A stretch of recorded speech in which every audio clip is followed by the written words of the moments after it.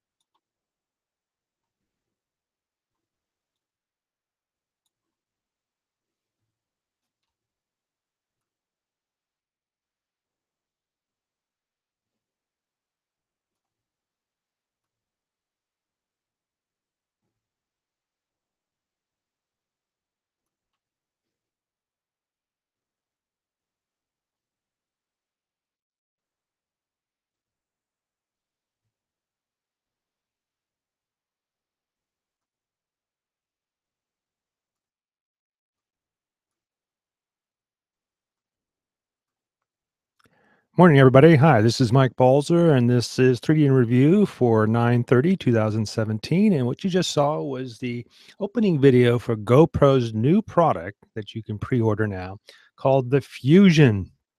Yes, it's a 360 camera, and we've seen a couple of them now. But let's kind of look at the first item, what this GoPro is about. So let me jump to my screen. Where are we at? Here we go.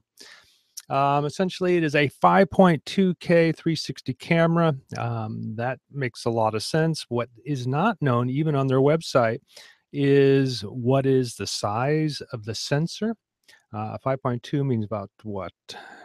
About 2600 per.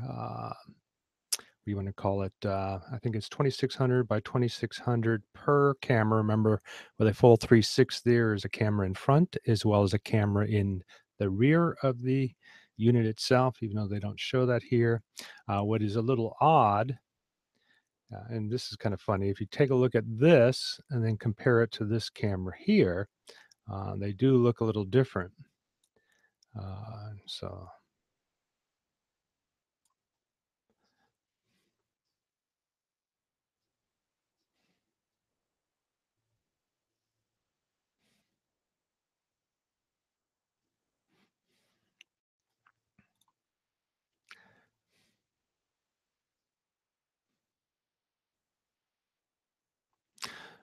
So what sets this apart? Well, the fact is that this particular camera has a little bit better resolution. As you can see, the quality of the images are pretty good.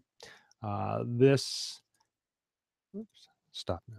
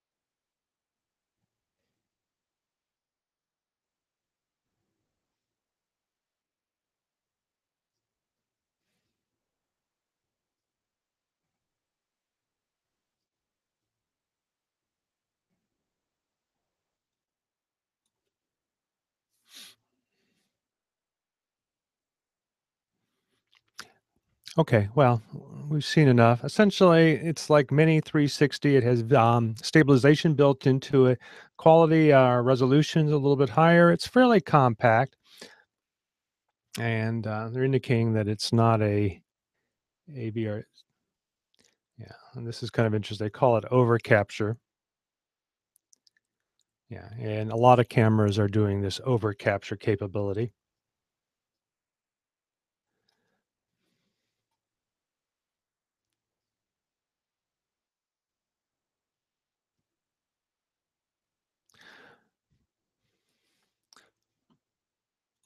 So again, the thing that is a little concerning to me is its price. It is about $599, so it's obviously more expensive than the cameras we've looked at before. If you remember, a couple of weeks ago we talked about the what's it now? I can't remember, something 360, Instant 360, their new version, which had some very cool features at a affordable price of 300. So the question is, at 5.2K resolution, will the sensor be larger? What is its low light capability, which I found in a lot of cases frustrating on some earlier 360s? Does it have the ability to take static images? So here we go. This is petapixel, but again, very minimal information about the sensors. Um, does it have removable batteries? There's still a lot of questions. And at $600, it would be very interesting to find out more about this camera. But again, most of these cameras are about uh, a 4K. This one is a 5K camera. And again, it's because of using the dual higher resolution uh, sensors on on both sides of this camera here. So really, really cool. Okay, so let's move into our theme of the day. And I'll go ahead and play the little video. My name is Justin Barad. I'm a former game developer turned orthopedic surgeon and the co-founder and CEO of Oso VR. What we're expected to do when we're learning a new surgical technique is fly out to a remote cadaver course. We get a chance to practice in a hands-on way on a cadaver. However, you only get to do that once. Imagine studying for a test and then taking that test 6 months later with no option to practice in between. It was with this knowledge and my background in game development that I founded Oso VR, which is a surgical training platform. Oso VR allows you to practice modern surgical techniques anytime, anywhere, in a hands-on manner. We can bring new surgical techniques and technologies to patients and solve one of the most pressing problems associated with educating providers around the world today. We're working to increase the adoption of new medical technology, improve patient outcomes, and democratize access to modern surgical techniques. Oso VR, virtual surgery. So that's a little promo from the company Oso VR. And as mentioned in my theme today, how VR is saving lives in OR or surgery. And I have talked about this in the past. And I think this is a very, very important use of virtual reality. Uh, one, because it allows us to interact with objects or virtual objects that mimic the real world and allows us to work with tools. Now, here we show somebody being surrounded by a VR environment. It looks like I can't see it clearly, but they're using an Oculus Rift CV and the hand controller. What I would like to see is these hand controllers more custom made to support the actual device in use. For instance, this is a drill, so it isn't a complete adaptation of the device being used, but it's close. But as you can see in this image and in the video that we watched, it allowed them to work in a 3D space and maneuver the hand controller as though it were the piece of surgical equipment, in this case, doing knee surgery. So this allows them to center their object, move it directly to the patient's leg, and go through the process. Now, again, it's not as realistic as actually performing surgery on a human being, but the fact is that you can practice in 3D space where the tools should be used, what type of tools, and go through this process before even touching um, a human being, or let's say even as sadly as I mentioned, I'll talk a little bit more at the end of the show. We lost one of our little furry friends yesterday. But being in the vet's office, I could see these tools being used for training there as well. Obviously, there's a lot of applications. This was the video that we saw, and we're going to see more and more of this. As you remember, I created an app in 2015 called OR Surgery.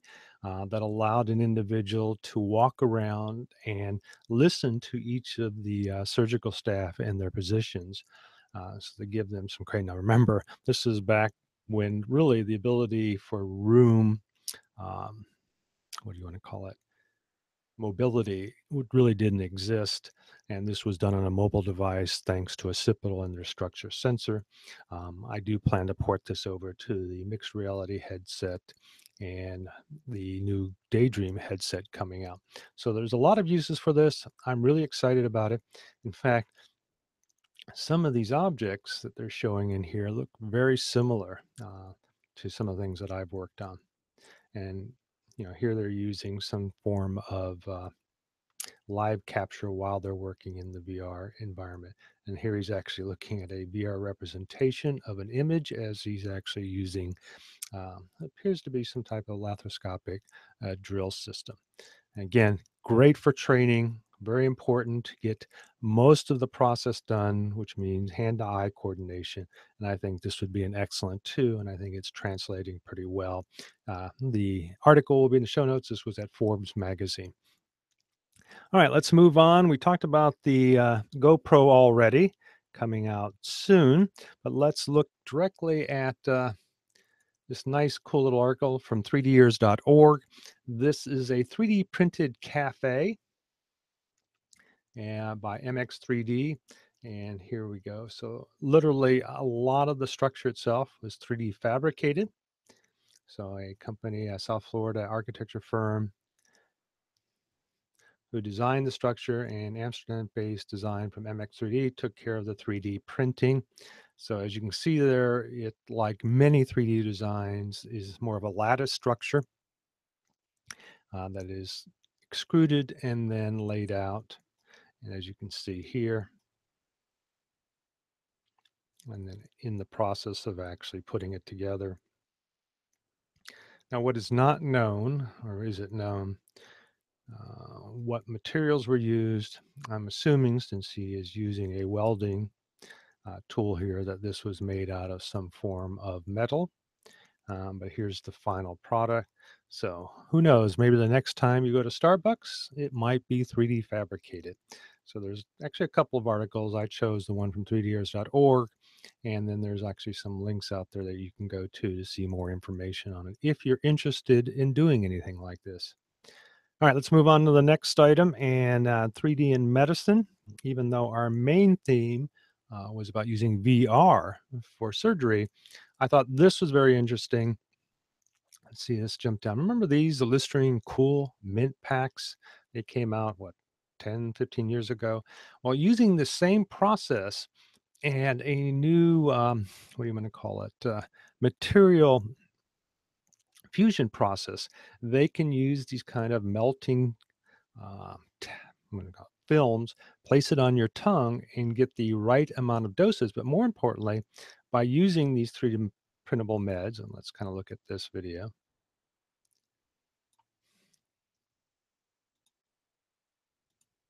Oops. There we go. Sorry about that. There we go. Sorry about that. Jesus.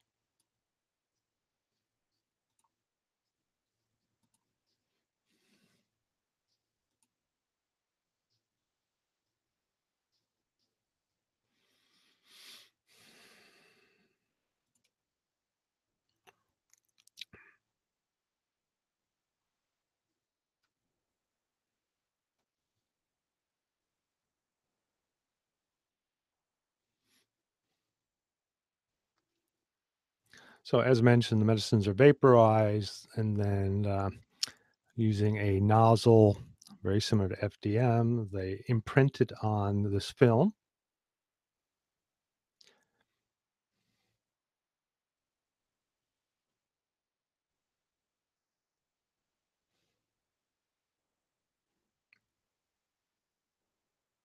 And obviously the important thing is to get complete dissolving medicines so that the body absorbs them properly, and that has been an issue in the past.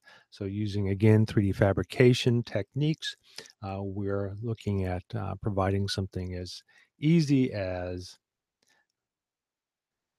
Listerine cool maps. In fact, they probably could add a little bit of mint in there to give it a dual purpose. So I thought that was a really cool article. And again, this is a offshoot of 3D fabrication using a fine, we can call it jet of chemicals that are completely infused into the film itself. Okay, so let's move on to the next item. So let's see, scanner darkly. What do we got here? I thought this was very interesting. I don't know how well it's moving along, but essentially the Netherlands Navy is 3D scanning their naval crafts, all the components, so that they would be able to reverse engineer and create 3D components. And we've seen this in the United States Navy, that they've have 3D fabricators on board, because, as you know, being out at sea, it's very difficult to obtain components at a very quick pace. A lot of time, if you're out in a large ocean, as President Trump said, uh, large Atlantic Ocean, it's hard to get things there. Well, obviously that's the case, but to be able to have a full catalog on the ship that can then be sent to a fabricator on the ship allows them to print components, as I show here, a blade. So a damaged propeller next to an Arctic Ava 3D scanner, and scan and reproduced archetype as you see here. I thought another interesting note is that they are using the ArcTech scanner. And in my own experience in 3D scanning, going from the scan into a CAD model that you could print left a little bit be desired. As you can see on the left here, part of the problem is 3D scans have noise, they're not complete, you have to do a lot of work. But what they're saying is with the new Ava 3D imaging software, as well as, let's see where I saw it, Space Claim, which I think Chris has a copy of, this is what is allowing them to convert these 3D models into CAD models. And from there, they can continue to modify them, clean them up even further, and then export them back out in some type of CNC milled file, or even as an FDM file that can be then printed. So we'll have to go back and look at this at a later date. I don't know how far along they're going or have come with this, but we shall see. Okay, so that now brings us to our VR section. I've got two items here. One, Samsung has made their Gear VR system, which allows them to use their phones using essentially the Oculus. As you know, they have worked with Oculus with the Gear VR, but now we're looking at Samsung coming out with their own version of the, and I'm going to actually pop up that image here, of the mixed reality headset standard that Microsoft will announce. I think they have a announcement on the 3rd of October, where it's assumed that they'll be talking more about this. But this is their version, and some interesting things. One, they have these AKG headset built in. Other than that, the style of the headset looks very similar to the others. But what I did find, and I've actually got a larger image here that I'll show, is if you can see here, if you're looking into it, one, their padding is very similar to what they have on their Gear VR, so it's very comfortable. Their nose piece seems to be also a little more molding and foam to protect and comfort. I've noticed some of them, for instance, the what is it that I have? The HP headset that I have only had some flaps of material that you can see off to the sides here. So again, that was a developer version. Who knows when they actually come out with the retail version, what we'll see there. The other thing that I thought was interesting is that there are two controls. One, there's a dial below the nose piece which I'm assuming allows them control the IPD. Notice the cavities for the actual lenses um, are a little different than the other mixed reality headsets. My assumption is they have adjustable IPD versus, and maybe even focus. I don't know. And then also they have two toggle switches here, plus and minus, which I'm assuming is for volume of your headset itself. So it looks like a well-defined. I didn't see any pricing. Supposedly this will be announced on the October 3rd, and I guess they have their own, jumping back to this, they have their own announcement coming out a little bit later about this product as well. Handsets seems to be the same ones that the others are providing. I thought was interesting, the Dell's headset, which is supposed to be white and black, the handsets are black. So I have a feeling it's the same OEM manufacturer that they're all buying these from. They all look almost identical, which makes sense. And as I identified before, the subassembly for the panels and so forth are all coming from the same manufacturer, which is why a lot of these headsets look so similar. And then again, with the optics in front for the inside out tracking. So pretty excited about this. Hopefully its pricing is compatible with some of the other units. They appear to be from 300 to about 400, and that's excluding the handsets. So look at about 450 to 650, depending on who you're buying this from for the whole setup. And as I've said before, the mixed reality headset is pretty cool. And later on, I will be talking about my budget VR backpack and how useful something like this would be, and what I found out actually trying to use it with the HTC Vive. Cool thing, again, it uses a really stable inside out tracking system, which gives you, actually, depending on certain conditions, but you could have a larger space than what's available with the HTC Vive currently. Supposedly at a later date, you'll be able to utilize more light towers for a larger space, but that is not the case right now. So I'm really looking forward to this. It looks like a nice design. They've done a great job with their Gear VRs over the last couple of years. So I'm looking forward to either buying one or trying this out. And then a little bit more information on that. And then the other item I thought was really funny, and I have a little video that I'll show first. Again, another application of VR, in this case, using it for marketing. And obviously, if you've ever gone to a store, where you position your product as you're going into the store, they say, is what determines how, what do you want to call it, available the product is, how prominent the product is, how visible the product is. So by creating a virtual store and allowing to go through and determine what products they want. In fact, I think part of the article here, after we watch the video, is to indicate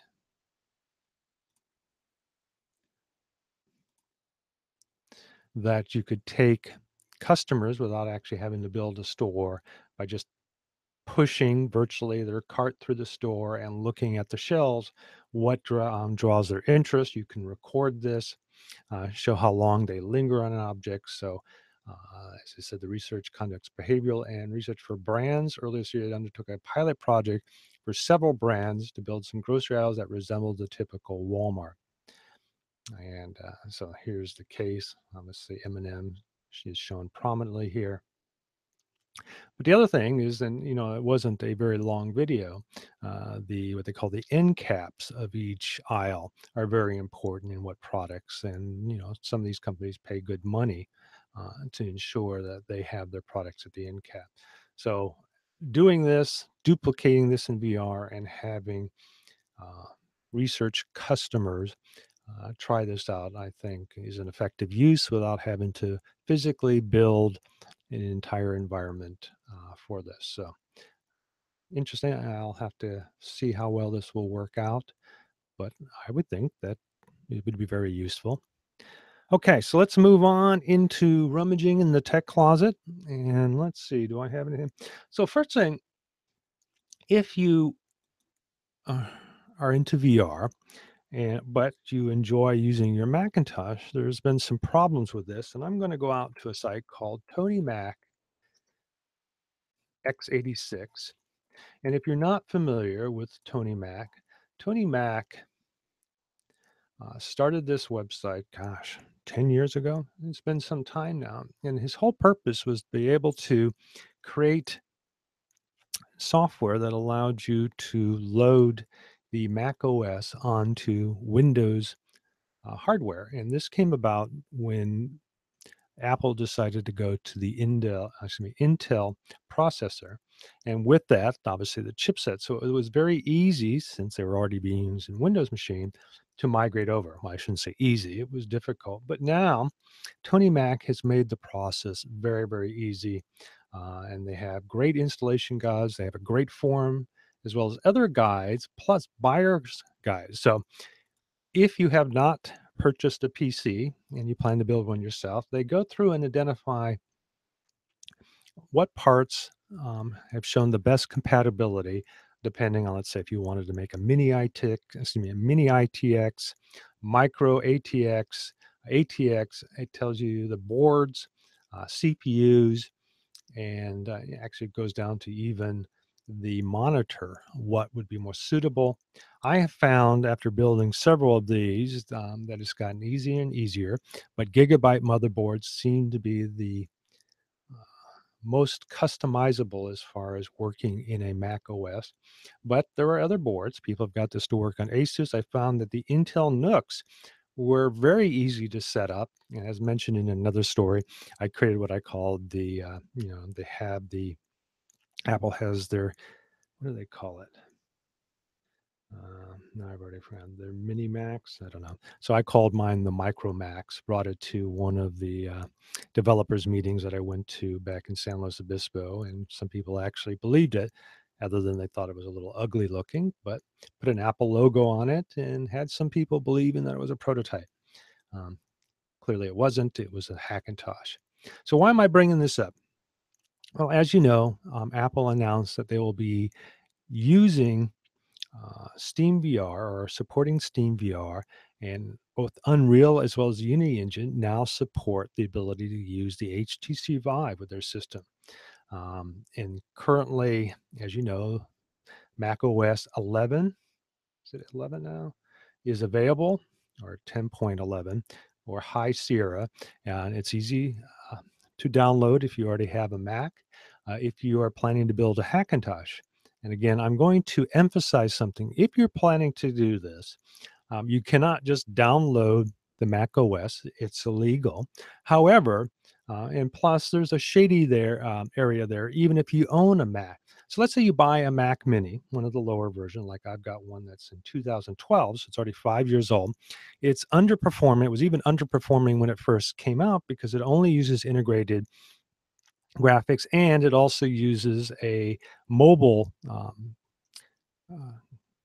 do you geez, can't think of the word now, CPU versus a standard desktop CPU. So the performance is less from that perspective. It only has integrated graphics, and 5 years ago it was very poor compared to even the newer integrated.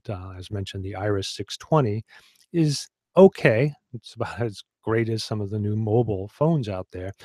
But the ideal system is to have discrete. So sure, you can go out and buy a Mac Pro laptop, or you can even buy the Mac Pro, that trash can looking device. But some people have had a lot of complaints, cooling, and also the fact is most of Apple stuff cannot be swapped out.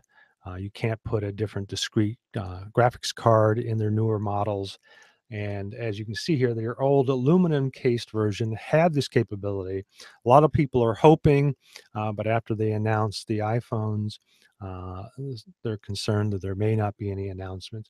Plus, the fact is, the Mac Mini, I thought, was their best. It was low cost. You can get one for about $400 all the way up to $1,000, depending on what you wanted. At one time, they did have discrete chips in them, but they seem to have centered only on AMD, Radeon, and graphics instead of NVIDIA.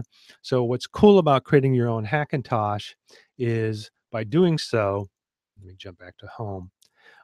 You are no longer confined to just the AMD Radeon market. You're no longer confined to a specific, sometimes it's like one generation behind a lot of the Apple devices.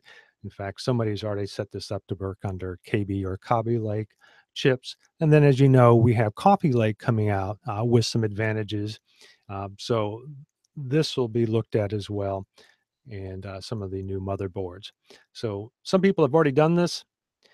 They have a great installation guide for using High Sierra now. But the whole point with High Sierra is that unlike Sierra, there is no tools, and I'm going to go through those in a little bit to do this. So you essentially have to set your Hackintosh up with Sierra and then upgrade to High Sierra. And if you go that route, make sure you read this, because you can do a direct upgrade, but you still need to make some modifications. And in my case, my board lost its ability to do audio under High Sierra. So please follow the information here. Also, if you remember, High Sierra has a new APFS file system, and there are certain things that have to be done in order for it to recognize it during boot up, or you'll have a device that's incomplete. So make sure, if you're going to upgrade from Sierra to High Sierra with your Hackintosh, follow this to the letter. I didn't. I skipped a step and wasted about 30 minutes. If I had not, easily within an hour, you could have your system up working in High Sierra. NVIDIA already has a beta drivers out for High Sierra. So if you've got an NVIDIA card, so you could work with this, and I'll explain why my poor little system didn't quite make it, but it was more my problem, not Tony Mac's. So you got an installation guide here. Some of the tools, I'll go to the downloads that you need in the future. As mentioned, High Sierra isn't a direct upgrade. But let's go to our downloads index. Two products. You need a product called UniBeast. Make sure you get the latest version that is High Sierra compatible. What this does is like the boot launcher, and they now go with, what's it called? No, I can't think of the name. They used to go with, was it Chimera? But they now go with Cloverleaf, and Cloverleaf, in my opinion, is a much better system. Works much better with the newer BIOSes on motherboards. But let's take a look at the UniBeast 7.11. So as mentioned, it can work with Sierra for UniBeast 7. There is not a version for High Sierra yet, because they have to make it compatible with the new file system, but they're working on it now, so you might want to hold off. The other thing, once this done, is you have to get the multi-beast. And as you can see here, there is nothing for High Sierra, but I'll look at the multi-beast Sierra. And it has tools. You can basically do the quick start, and this is kind of like loading your driver package for whatever hardware. And again, because these are standard Windows or Intel motherboards, some of the components are different, and depending on the manufacturer, they may use different audio devices, network devices, even graphics devices than your standard Mac. So you have to basically have the drivers as well as the emulation so that it looks like a standard Mac device. But multi-beast is the other product versus the two, UniBeast and MultiBeast, that allows us to be done through a graphics interface. As you can see here, you basically pick and choose, but it's very important that you understand what your components are on your motherboard. For instance, what chips are being used for the audio, and find out the proper setting. Now, again, this doesn't work on all devices. It's not a sure thing, but if you go back to their buyer's guide and choose this, you'll be able to get at least some confidence that these products, UniBeast and MultiBeast, will work with it. So, as mentioned, once you do this, you still have to have a legitimate copy of Mac OS. As in my case, I've got 2 or 3 Macs, either bought them used through Amazon that are like 5 to 7 years. They can still be upgraded, but I chose not to and built my Hackintosh. I do have one system that is a Mac system specifically for development and pushing out apps to the App Store. That is Mac. But what this allows me to do is more graphic intensive stuff, more VR intensive stuff with Google Cardboard. And now that we have the capability of using Steam VR and the HTC Vive headset with it, having a better performing system without having to spend $2,000 to $3,000. Literally, I spent maybe $600-700 on a little desktop system, mini ITX that outperforms their laptops. So big price difference. And if you're like me on a budget and trying to develop for multiple systems, any what do you call it, cheat will help. But again, I emphasize this is not to be used if you do not already have a legitimate copy. And even that is a gray area. But until Apple actually comes out with their new open-ended system, supposedly their new Mac Pro. But if you remember, they talked about, was it the Mac Pro or their full inline system being horrendously expensive? And I don't know who these people are who can afford this. I can't. I mean, especially if you work on multiple systems. So, great place to look. If you want more information, let me know. But it's pretty straightforward. They've got great installation guides to run through. Here's the High Sierra, but there's also one for Sierra as well as older systems. But I would basically move directly to Sierra or wait till the High Sierra drivers and as mentioned, UniBeast come out.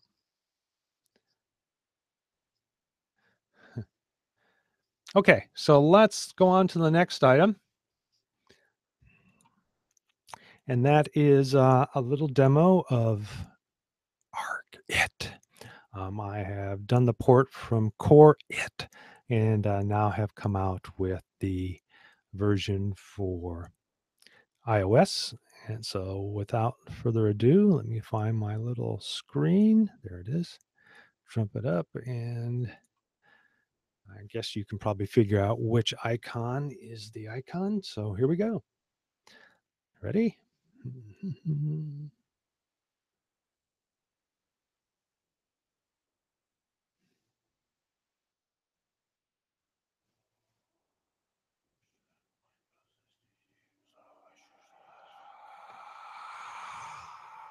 you will come with me, we're full two, we're full two, we're full two, we're full two, we're full two, we're full two, we're full two, we're full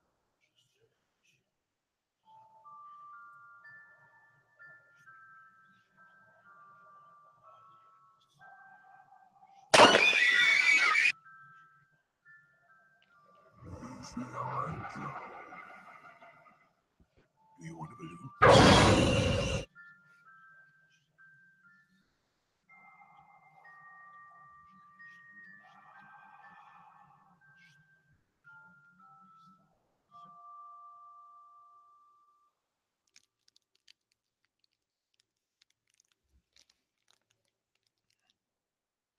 That's it.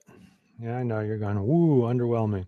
Well, it should be good for a little scare or two, but should be out by next week, or at least I'll have it up in the App Store. I'll try and get it up and approved, not even go through the beta process. It's very quick, about 30-45 seconds, a couple of scares in there. Nothing really special, but something that I guess you can have fun with. And then finally, I've got a little video to show of actually the VR backpack in action. This was recorded earlier this morning, so let's go ahead without any further ado.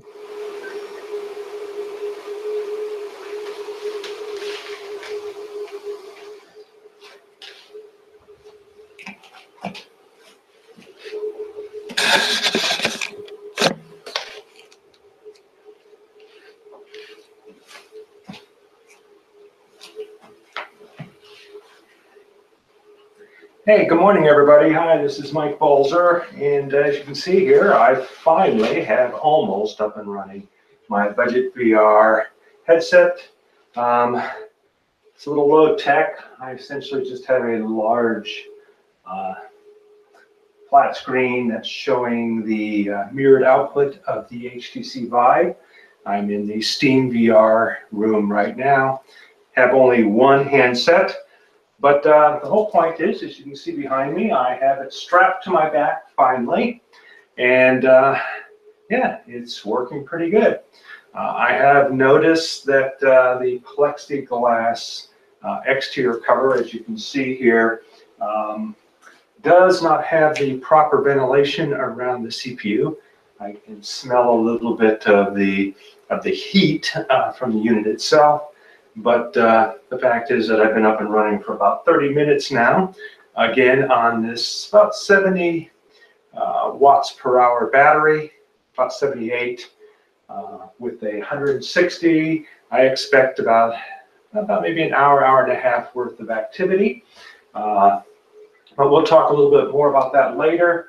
The other thing, sadly, is I forgot that the HTC Vive has a 5-volt power supply, and I did not make the cable for that yet. So obviously that is something I have to finish up. The fact is that I have USB 3 female connectors on the PC itself would allow me to have enough current supplied by the unit itself without having to create another power supply. But keep in mind, running the headset as well as the computer will consume more power and also deplete your battery. So on that note, keep in mind this was about $800 versus about $2,000. I think the lowest or cheapest version is about $1,800. So this is significantly less. And as you can see, I'm somewhat limited because of the power supply for the headset of my mobility, but I am able to walk around with this unit on my back. I have not actually adjusted the straps to make it a little bit more secure, but it is functioning, and for about $800, you can have the flexibility of a system. Also keep in mind, even though I don't have it set up, this would work just as well for the Windows mixed reality headset and giving you even further range.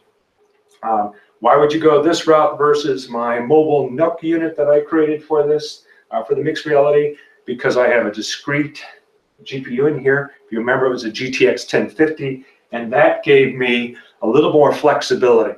So if I look like I'm blind and don't know where I'm looking, oh, there we go. Now I'm looking into the headset itself, or into the camera. But again, behind me is the output of this.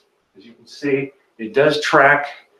This is all working on my little budget VR backpack. All right, so to end today's show, as mentioned, if you saw some of the promos before the show, I am dedicating this show to my little furry friend, Solomon, who passed away yesterday. I got a second opinion, and he was doing pretty bad, and we decided to go ahead and put him to sleep. He had a long life, 19 years. He even came with us to Portland, had a little adventure, had a new opportunity to explore a little bit his new backyard, but his mobility started to decrease. And as mentioned, you may have heard him on previous show, wailing in the background. I think that was just to tell me how boring I am, but he didn't seem to at least give me the perception he was suffering much, but you could tell his life was becoming more and more impaired. This was taken about 3 or 4 years ago, but he was a very sweet cat. He had a very unique personality, loved attention. And as you know, we have quite a few animals, but now we have 2 cats and 2 dogs. And what I thought was kind of funny is that we have a black cat that we call Slow-Mo. And I just thought they all kept coming back here because it's quiet back here in the tech closet. But I guess he also realizes that he's gone, and he was back here with him I'd say for the last 2 weeks of his life. And now that he's not here, he's gone back to laying on the couch and even laying with our other Chuck, our cat Chuck, who's a Maine Coon. So obviously, even with their smaller brains, they still have compassion and the sense of belonging, even to those who are unwell. So sad little day, but he will be remembered. So rest in peace, Solomon. And to everyone else there, have a nice weekend, and we'll see you next Saturday. Bye.